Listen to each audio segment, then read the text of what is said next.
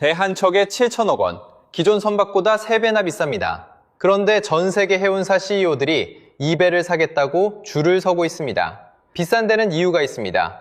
이 배는 한 번 연료를 넣으면 30년 동안 기름 한 방울 필요 없습니다. 25년 동안 쏟아붓는 연료비 1조 원이 영원이 됩니다. 거기에 2027년부터 톤당 380달러씩 부과되는 탄소세까지 면제됩니다. 비싼 게 아니라 가장 싼 겁니다. 이 배를 만들 수 있는 나라가 왜 한국뿐인지 그 돈의 논리를 낱낱이 풀어드리겠습니다. 지금 전 세계 해운업이 시한폭탄 위에 앉아 있습니다. 배는 기름을 넣어야 움직입니다. 너무 당연한 이야기죠.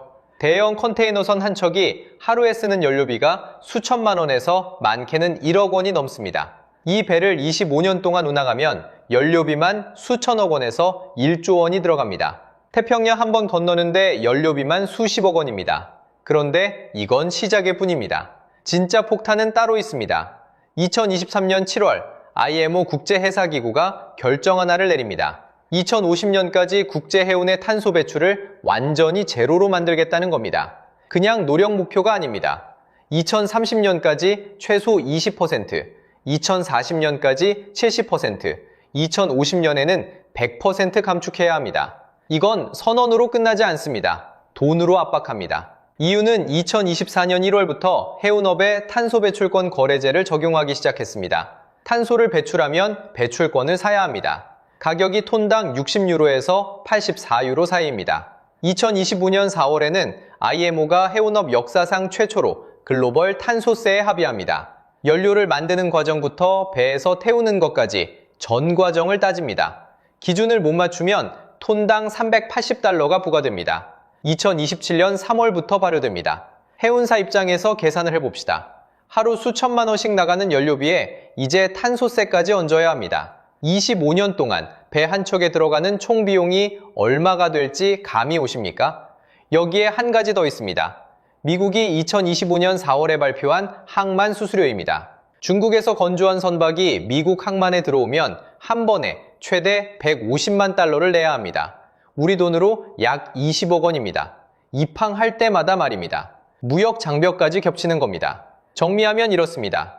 연료비는 천문학적이고 탄소세는 현실이 돼가고 무역 장벽은 높아지고 있습니다. 기존 방식대로 기름 때워서 배를 굴리면 돈이 안 됩니다. 해운사들은 살아남으려면 완전히 다른 연료를 찾아야 합니다. 그래서 해운사들은 대안을 찾기 시작했습니다. 암모니아, 수소, 메탄올, LNG까지 전부 시도했습니다. 그런데 전부 실패합니다. 하나씩 보겠습니다.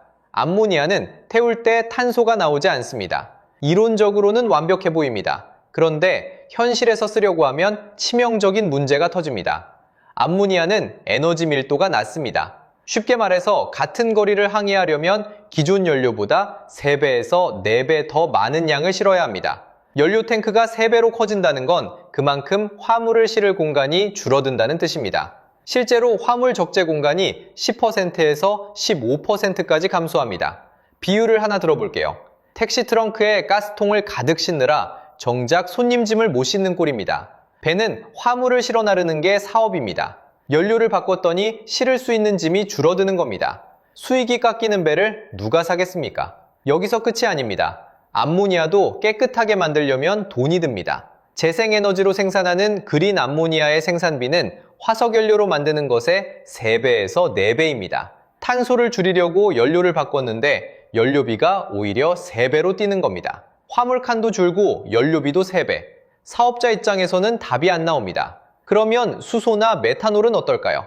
수소는 에너지 밀도 문제가 암모니아보다 더 심각하고 저장 자체가 어렵습니다. 극저온이나 초고압 탱크가 필요한데 대형 선박에 적용하기엔 현실성이 떨어집니다. 메탄올도 비슷한 한계를 안고 있습니다. 무엇보다 이 연료들을 전 세계 항구에서 안정적으로 공급할 인프라가 아직 없습니다. 배는 있는데 기름을 넣을 주유소가 전 세계 어디에도 없는 셈입니다.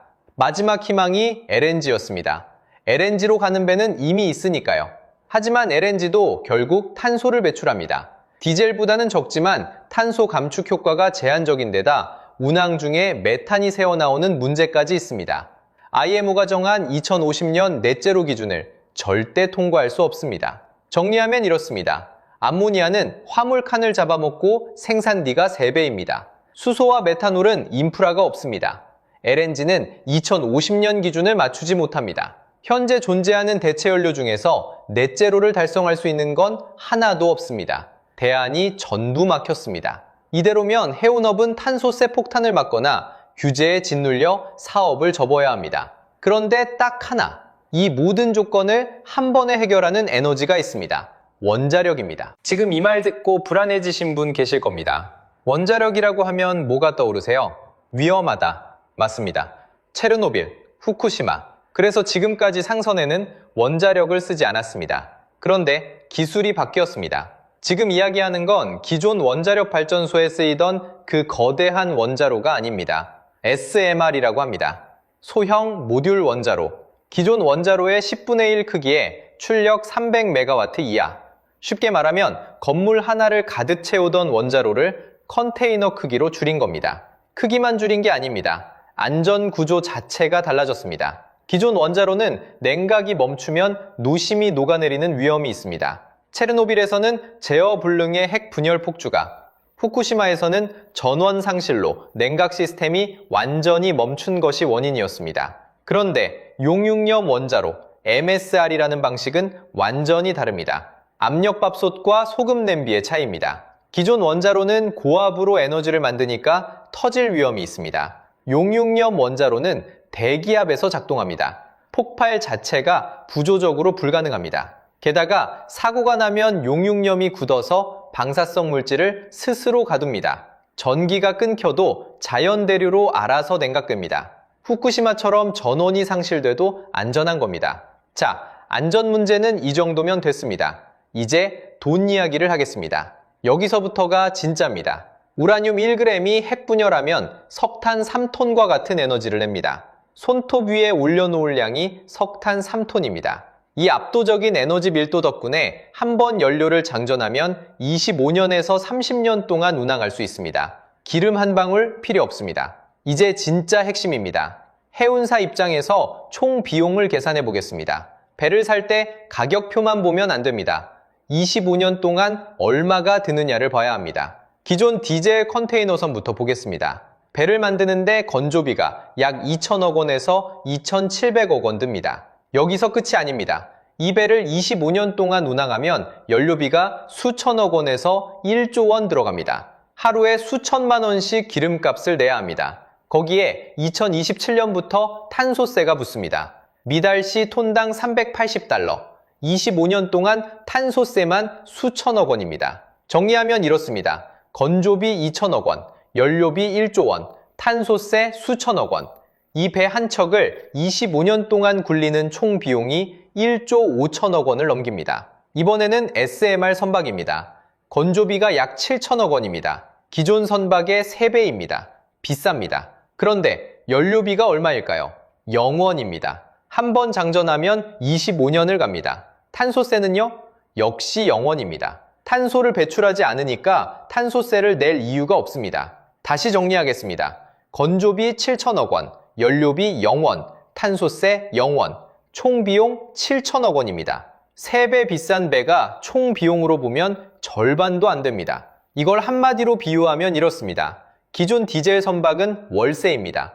매달 수천만 원씩 연료비를 내야 합니다. 25년 동안 꼬박꼬박. SMR 선박은 내 집 마련입니다. 초기 비용이 크지만 한 번 사면 그 뒤로 나가는 돈이 없습니다. 25년 월세 총액이 집값보다 비쌉니다. 지금 우리가 사는 세상이랑 똑같습니다. 해운사 CEO 입장에서 다시 보겠습니다. 배 한 척의 수명이 25년입니다. 2천억짜리 배를 사서 25년 동안 1조 넘게 연료비와 탄소세를 내느냐, 아니면 7천억을 한 번에 내고 25년 동안 연료비 걱정을 끝내느냐. 거기에 탄소 규제는 해가 갈수록 강해집니다. 2030년 20% 감축, 2040년 70%, 2050년 100%. 디젤선을 지금 사면 탄소세 폭탄을 25년 동안 안고 가는 겁니다. 답이 나옵니다. 비싼 게 아닙니다. 가장 싼 겁니다. 그래서 전 세계 해운사들이 줄을 서는 겁니다. 그러면 이 배를 만들 수 있는 나라는 몇 개일까요? 전 세계 200개 나라 중에 왜 하필 한국일까요? 원자력 선박을 만들려면 두 가지가 동시에 필요합니다. 첫째, 수만 톤짜리 대형 선박을 건조할 수 있는 조선 역량. 둘째, 소형 원자로를 설계하고 건조할 수 있는 원자력 기술. 이 두 가지를 동시에 가진 나라가 전 세계에 몇 개나 될까요?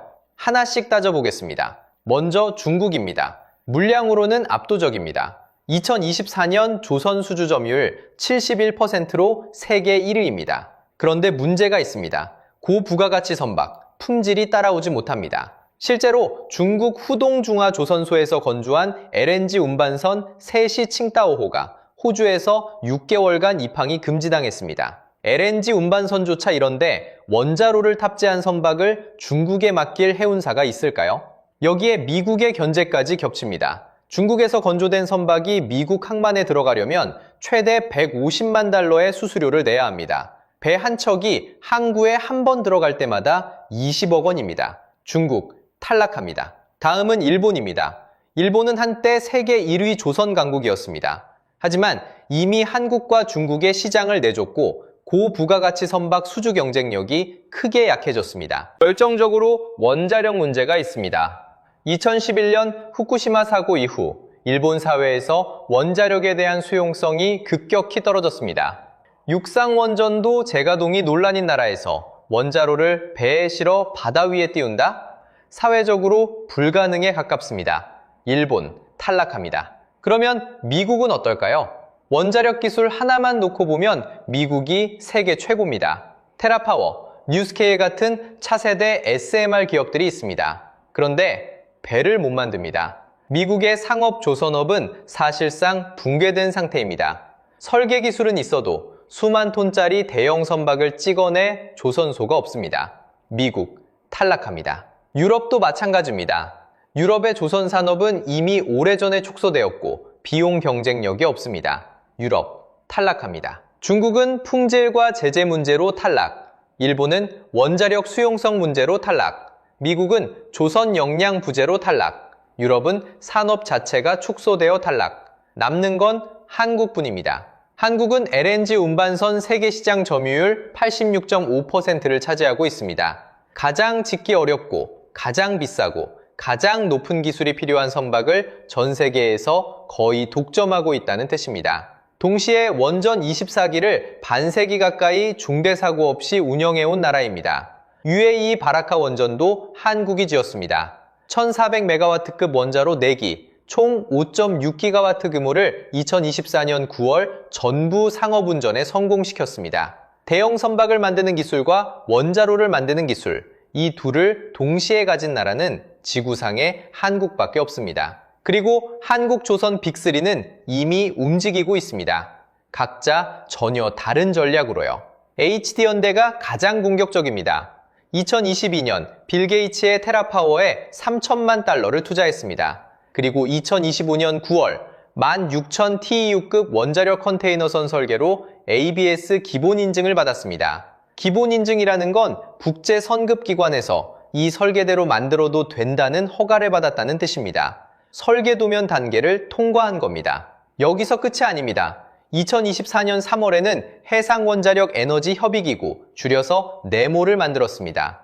7개국 11개 기업이 참여하는 국제기구입니다. HD현대가 주도해서 만들었습니다. IMO, IAEA와 협력해서 해상원자력의 글로벌 표준과 규정을 직접 만들겠다는 겁니다. 기술도 만들고 규칙도 만드는 겁니다. 목표는 2030년까지 SMR 추진선 개발 완료입니다. 삼성중공업은 전혀 다른 각도로 접근합니다. 2025년 9월 세계 최초로 용융염 원자로를 탑재한 17만 4천 세제곱미터급 LNG 운반선의 기본 인증을 받았습니다. 지난 파트에서 설명한 그 소금 냄비 원자로를 LNG 운반선에 올린 겁니다. 그런데 삼성이 진짜 기발한 건 따로 있습니다. 덴마크의 시보그라는 기업과 함께 파워바지라는 것을 만들고 있습니다. 파워바지가 뭐냐면 소형 원자로를 바지선에 올려서 전력이 필요한 곳에 끌고 갑니다. 그리고 케이블로 연결합니다. 원자력 발전소를 배에 싣고 필요한 곳에 갖다 대는 겁니다.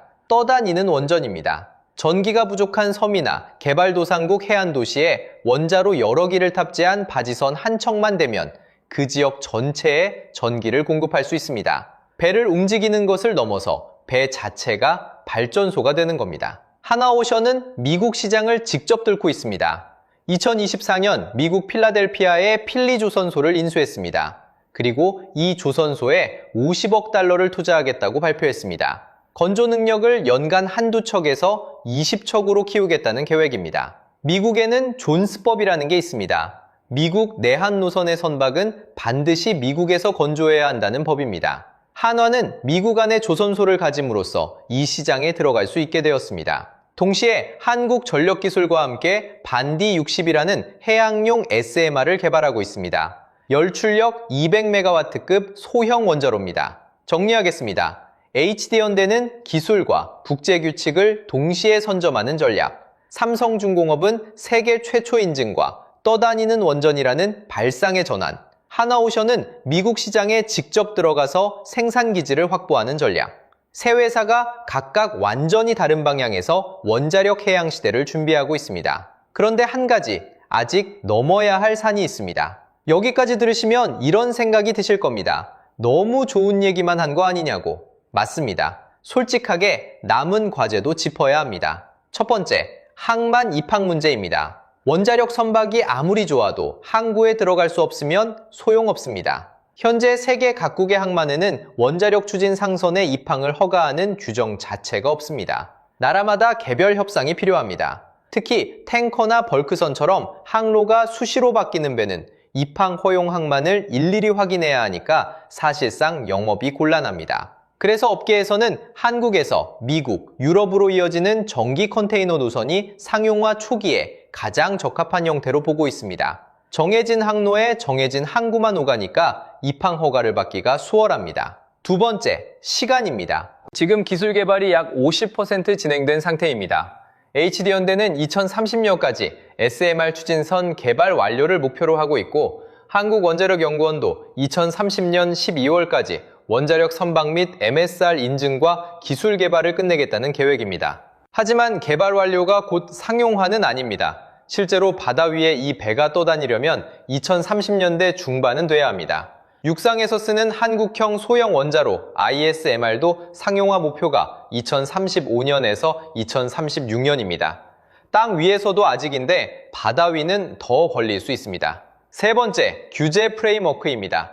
현재 원자력 상선의 안전 코드는 1981년에 만들어진 것입니다. 40년도 넘은 규정으로는 지금의 신기술을 담아낼 수 없습니다. 다행히 변화가 시작됐습니다. 2025년 6월 IMO 해사안전위원회 110차 회의에서 안전코드 개정 논의가 진행되고 있고 같은 해 10월에는 로이드 선급이 원자력 상선 도입을 위한 첫 종합 로드맵을 발표했습니다. IAEA를 중심으로 IMO 미국 원자력 규제위원회까지 참여하는 글로벌 규제 프로젝트 그룹도 착수 예정입니다. 과제가 만만치 않습니다. 항만 규제도, 시간도, 기술 검증도 아직 갈 길이 남아 있습니다. 하지만 한 가지는 분명합니다. 이 세 가지 과제를 동시에 풀어가고 있는 나라는 전 세계에서 한국뿐입니다. 세계 최고 수준의 조선소가 있고 반세기 가까이 중대사고 없이 원전을 돌려온 원자력 기술이 있고 내무를 통해 국제 규제까지 직접 만들어가고 있습니다. 다른 나라들이 하나씩 따로 준비하는 동안 한국은 세 가지를 한꺼번에 쌓아 올리고 있습니다. 선점 효과라는 건 바로 이럴 때 쓰는 말입니다. 석유 한 방울 안 나는 나라가 전 세계 바다의 에너지를 책임지는 나라가 됩니다. 3배 비싼 배에 전 세계 해운사가 줄 서는 이유. 25년 총 비용으로 보면 오히려 절반도 안 되는 가장 싼 배이기 때문입니다. 그리고 이 배를 만들 수 있는 나라는 한국뿐입니다. 7천억 원짜리 배 한 척에 담긴 건 단순한 기술이 아닙니다. 한국 조선업의 다음 30년입니다. 이 영상이 도움이 되셨다면 좋아요와 구독 부탁드립니다.